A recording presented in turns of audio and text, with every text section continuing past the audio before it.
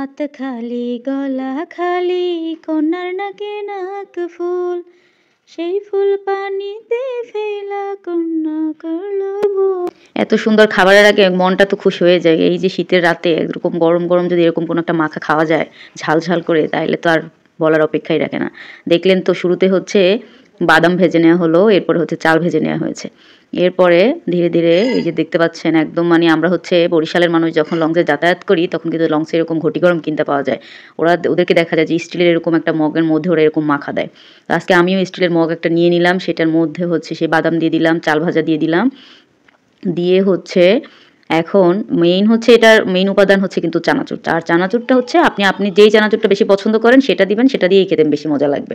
তা আমি রুচিটা বেশি পছন্দ করি, সেজন্য হচ্ছে রুচির ঝাল চানাচুর যেটা সেটাই দিয়ে দিলাম।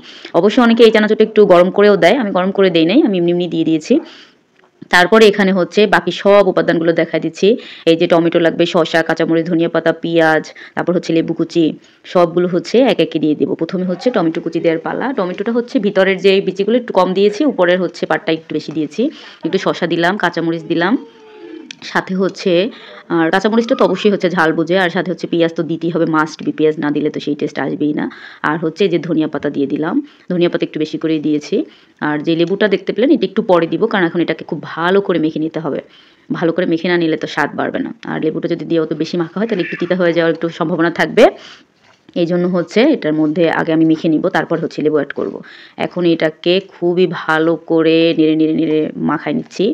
একদম মানে একটা কোনো কিছু আলাদা থাকবে না, সবগুলো ইনগ্রেডিয়েন্টস খুব ভালো করে মেখে নিচ্ছি।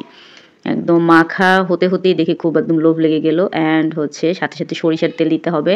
সরিষার তেল তো চানাচুর মাখায় দিতেই হবে, নাহলে তো আসলে টেস্টটা ওইভাবে আসবে না। সরিষার তেলটা দিয়ে দিলাম। অবশ্য এখানে আপনি হচ্ছে কোনো আচারের তেল ইউজ করলেও করতে পারেন। আমার যেহেতু বোম্বাই মরিচের আচার ছিল আমি সেটা ইউজ করতে পারতাম। কিন্তু আমি আসলে যেহেতু অনেককে খাবো সেজন্য হচ্ছে অনেকের কথা মাথায় রেখেই হচ্ছে শুধু সরিষার তেলটা ইউজ করলাম। অ্যান্ড ফাইনালি হচ্ছে সেই লেবু কেটে রাখা, লেবু কুচি করা, সেই লেবু কুচি করাগুলোও দিয়ে দিচ্ছি, কারণ যে অনেকটা ভালোভাবেই মেখে নেওয়া হয়ে গিয়েছে। এখন ফাইনাল একটা টাচ দিয়ে দিচ্ছি। এই যে দেখতে পেয়ে পাচ্ছে যে কি যে সুন্দর হচ্ছে, জাস্ট এখন ভয় দিতে পারছি না, মুখে একদম মনে হচ্ছে যে ভিজে গিয়েছে। ইস, আরেকটু এরকম মাখা এখন খেতে পারতাম, এরকম মনে হচ্ছে। যাই হোক, এখন দেখতে পাচ্ছেন ফাইনালি হচ্ছে এই চানাচুর মাখা কিন্তু ডান। এবং এটা একদম মানে লঞ্চের যে আমরা ঘটি গরমটা খাই সেই লঞ্চের ঘটি গরম টাইপেরই হয়েছে। এত মজা, এত মজা কি বলবো। এবং চেহারাটা দেখলেই তো মনে হচ্ছে যে এটা আসলে ইয়াম্মি ইয়াম্মি। এখন আমি এটাকে একটু সার্ভ করে নিচ্ছি। এই যে যেই ফ্রিজে উঠাচ্ছি, এটা আসলে এখন যে লঞ্চের মতো ওরা যেরকম কাগজে দেয় সেরকম আসলে বাসায় তো আর কাগজে দেওয়া সম্ভব না। তাই হচ্ছে এটা যে যেটাতে সার্ভ করা যায় সেভাবে করেই সার্ভ করছি। অ্যান্ড ইটস ইয়াম্মি, অ্যান্ড যেমন চেহারা হয়েছে তেমনি খেতে হয়েছে।